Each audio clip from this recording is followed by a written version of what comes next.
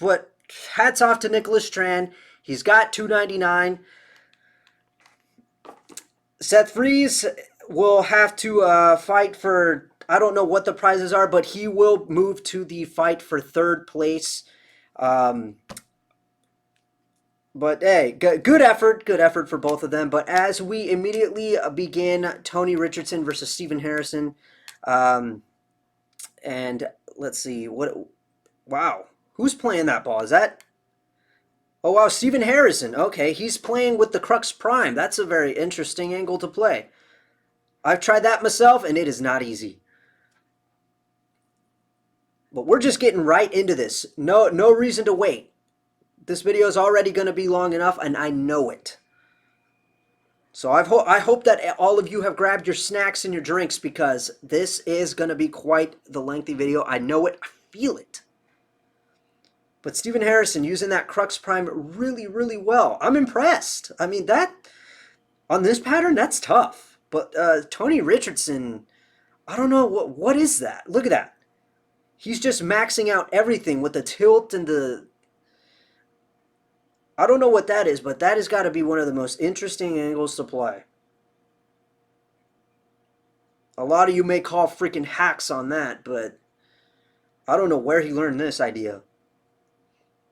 Meanwhile, Stephen Harrison trying to do things the right way, and it seems to be serving him very, very well so far, as they are both very, very strong out of the gate with 3 in a row. Make that 4 for Tony.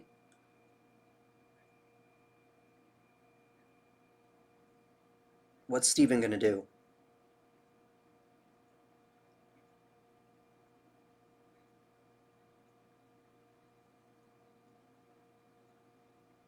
And he basically fires it back at Tony, telling him, anything you do, I'll match it. 4 for 4.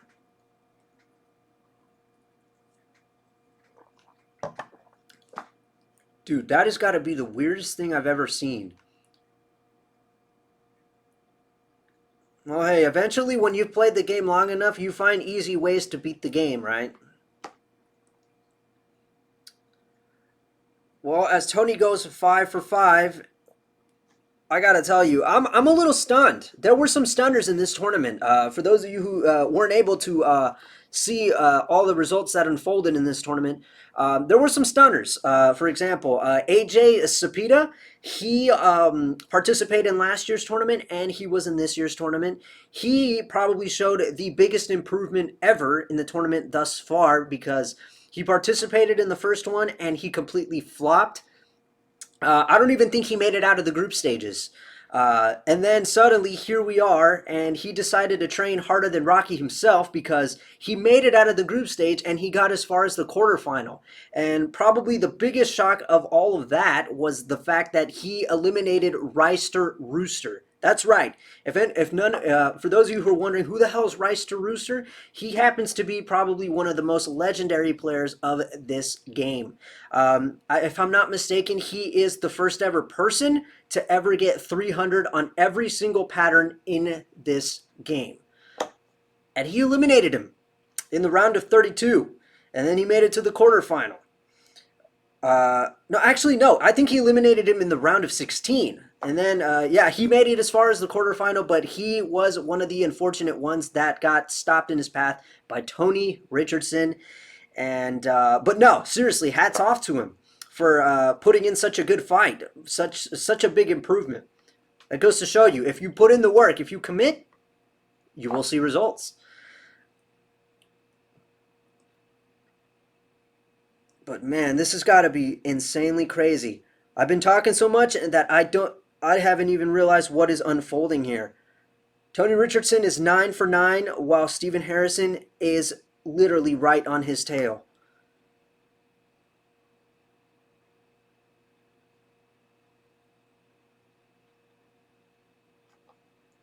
What the hell is going on here?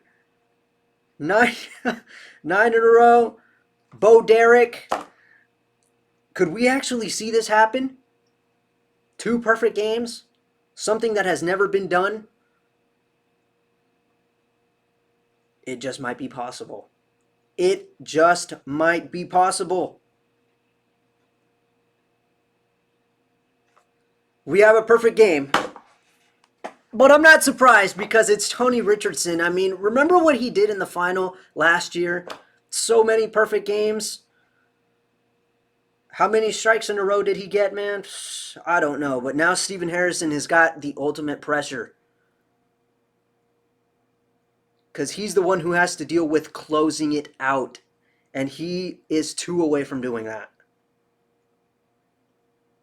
Oh my God. I can't imagine how shaky he feels. Oh my God. It's been done, ladies and gentlemen. 300 and 300. We have a draw, so that means that we have to go to a 9th and 10th frame roll-off. That's historic. 300. I told you guys. I called it. I knew it. Based on the results that Steven Harrison was delivering throughout the tournament, this guy was going to be a tough opponent to beat. Here we go. 9th and 10th. Tony starts off with a strike, of course.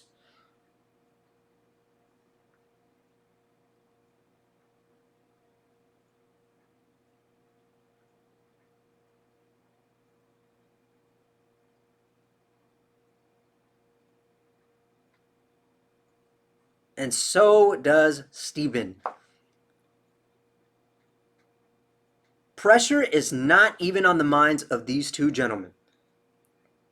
These guys have got nerves of steel. Look at that. The luck of the pin action. I guess he's really been paying attention to those tips that they put into the loading screen. Max axis tilt and all that stuff increases pin action. Because that looked like a pretty light hit to me. That was a firm hit. And he gets all 4. 60. So now Steven has to do the same. And if he does, we go to a sudden death roll-off. He didn't do it. Oh, no. Oh, the 10 pin. What a jerk. Oh, you jerk. Every right-hander's nightmare. Every right-hander's worst enemy. The 10. Oh, now it wants to strike. Oh, man. Okay, that means that... Okay, 60 to 40 on the 9th and 10th frame roll-off. So that means that Tony Richardson gets 0.1. Oh, this is bad. This is so very bad. We are 1 match away from determining the second finalist. Could it be Tony? It's looking likely. Or will Steven Harrison suddenly just like pull something from out of nowhere?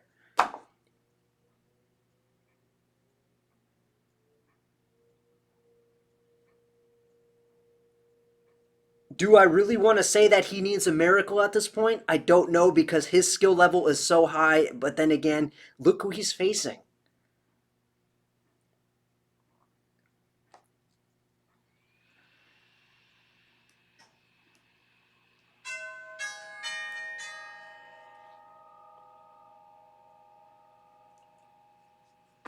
I'm just at a loss for words here.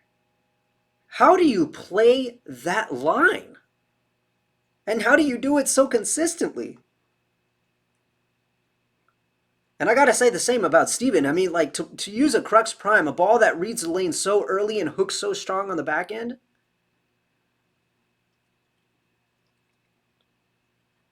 And I've said it before, I will say it again, and I don't care how irritating it gets. They are playing on the red square pattern. This pattern is so flat. I hate it. But it's just unbelievable how these two are pulling this off, honestly. 300 to 300, and then that 9th and 10th frame roll off. Steven's lucky that this isn't total pinfall. Otherwise, Tony's basically already running away with it.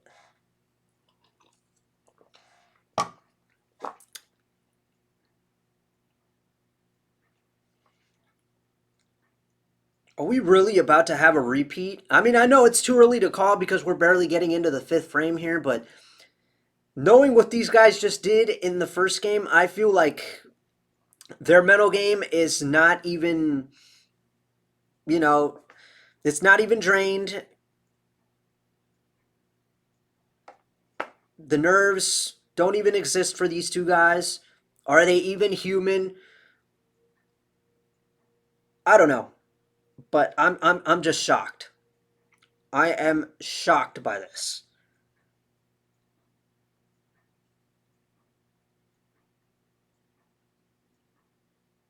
Kind of makes me wonder what is going to happen in the final.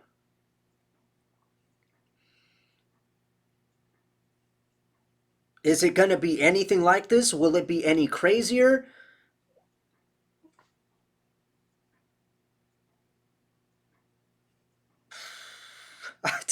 I don't know what to tell you guys.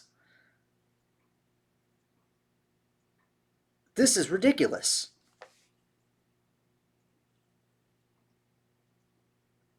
And it just occurred to me that Tony has not missed yet.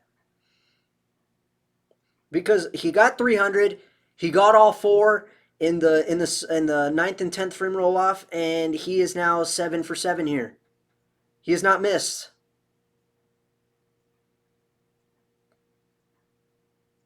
This is just ridiculous now. I don't know how to explain this. And then Steven is just matching him strike for strike.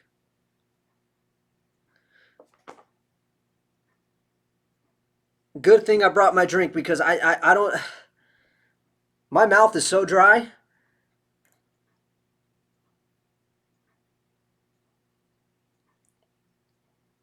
What is going on here?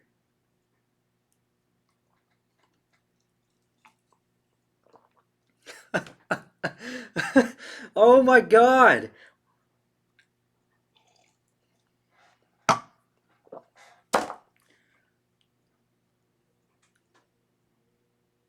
Oh my goodness. I am flabbergasted. I don't even know if that's the correct word.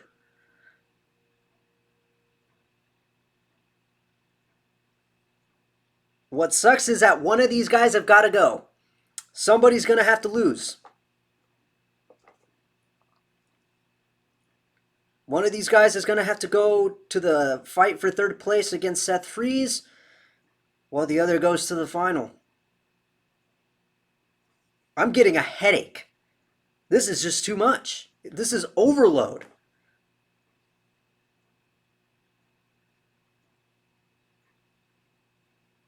He is not about to get this 300 again.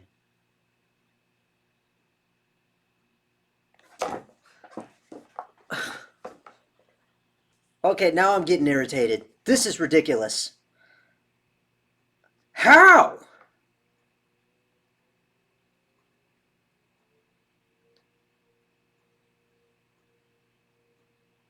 This isn't even a challenge anymore. This is like first grade stuff. Oh my god.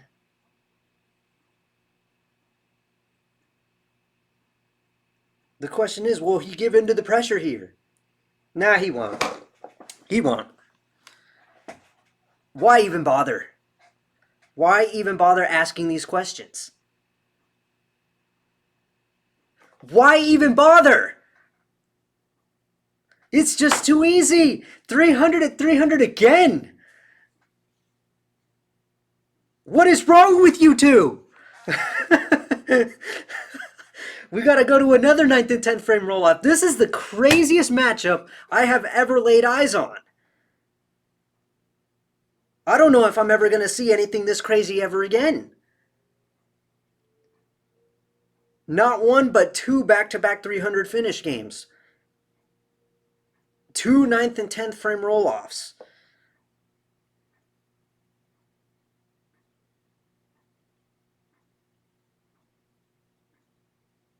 Oh my god, I am so done. This could go on forever.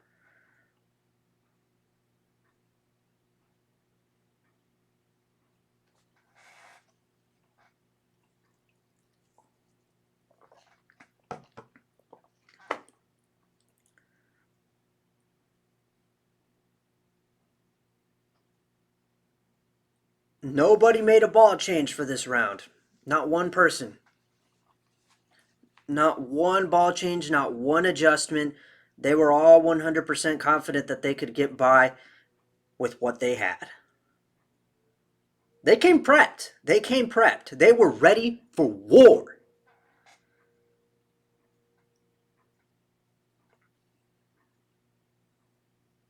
This, folks, is a battle unlike any other. And now the roles have been reversed here. Now Tony has to close out this 9th and 10th.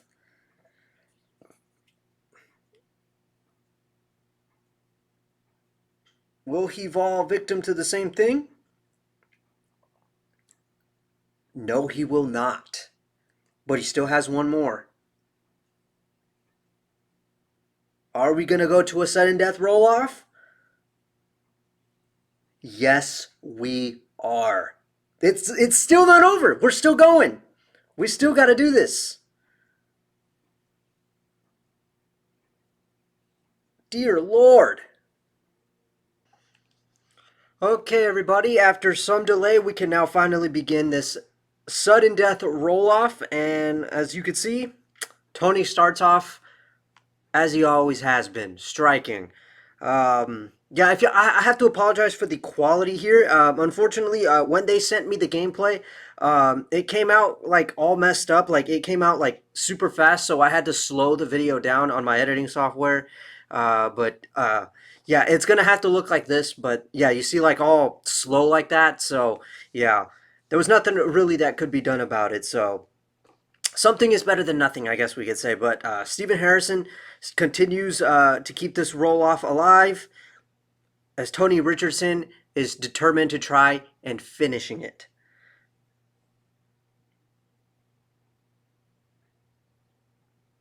Need I remind you, this is a sudden death roll off, not a 9th and 10th frame roll off. So we're starting clean from the very beginning here.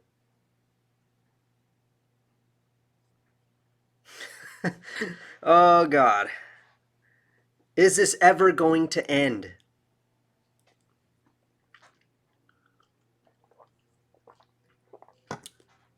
And you know what? Somebody questioned me about this, like off camera. Like, what is this? I'll have you know that this is actually Mountain Dew. It's not urine or anything like that. um, but yeah, I knew I was gonna need it. Otherwise, my mouth would be so dry talking so much about this stuff. But oh yeah, at the time that you guys are seeing this, I guess a big congratulations goes out to Verity Crawley as she finally got her first PWBA tour title. She ran the step ladder, beating some tough people along the way. I think she defeated Brigitte. She's not Birgit Poplar anymore. She's Birgit Norikes or something like that. She got married, and then of course she got her revenge over Shannon O'Keefe, which was kind of bittersweet, I would say. And then of course, how fitting was it that she defeated the person that prevented her from winning her first title, her friend Daria Payok. That was pretty awesome to see. I mean, I don't think I could have like see like I don't think it could have been done in any other like way. That was pretty fitting that it was that way.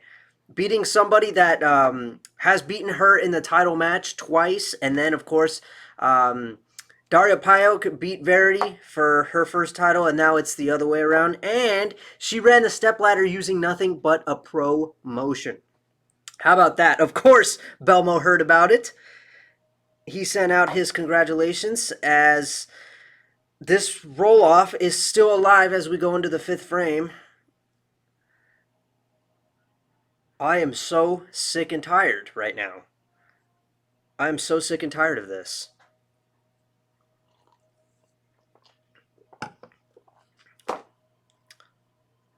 Oh man, that was a close one. I swear, I know the quality is bad, and I know the video is kind of a little slowed down, but I swear I saw the three and the 6 kind of like stay there in a little bit of a delay. Are we gonna go for 6 for 6? Yes, we are. Oh my God, you guys are on crack.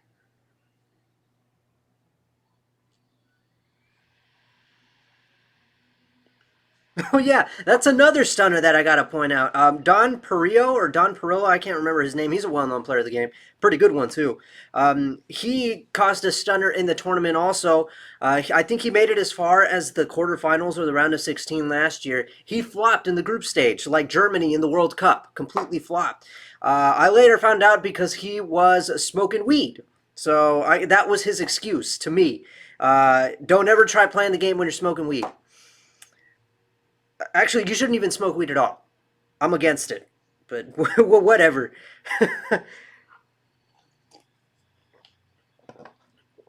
But we are 7 for 7. Yeah, you see what I mean? Footage is all messed up. There's nothing I can do about it, but oh my god, this has got to be the longest roll off in the history of roll offs.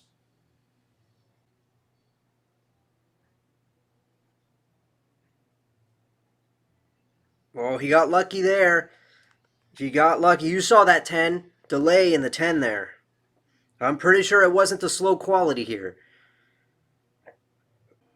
No, it's over. It's done. The roll off is gone. Steven Harrison has lost it. He fumbled the rock. The 10 pin killed him. He failed to stop Tony.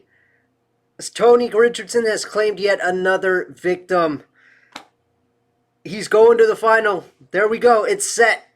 We have our finalist. The defending champion is now officially one step closer to defending his title as he goes against another and a brand new finalist, Nicholas Tran.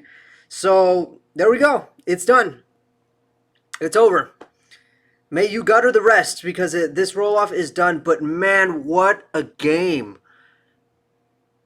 We went all the way to the 8th frame, including the 9th and 10th frame roll off. So they basically like how many 300s was this? I've already lost track.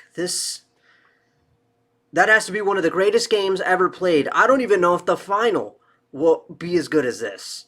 Will it? I don't know. But there we go. Nicholas Tran has the opportunity to take down Tony Richardson. He's like basically the last hope. I feel like everybody is against Tony at this point. Some people were like, we may as well rename this tournament the Tony Richardson Open or something like that. I remember people saying like, dude, this guy is just too overpowered. He can't be stopped. He's too much. Uh, but this is insanity, honestly. But oh my gosh. So there you go. Tony Richardson versus Nicholas Tran in the final for 2021. Well, so I guess the question stands now. What'll happen between Seth Freeze and Steven Harrison?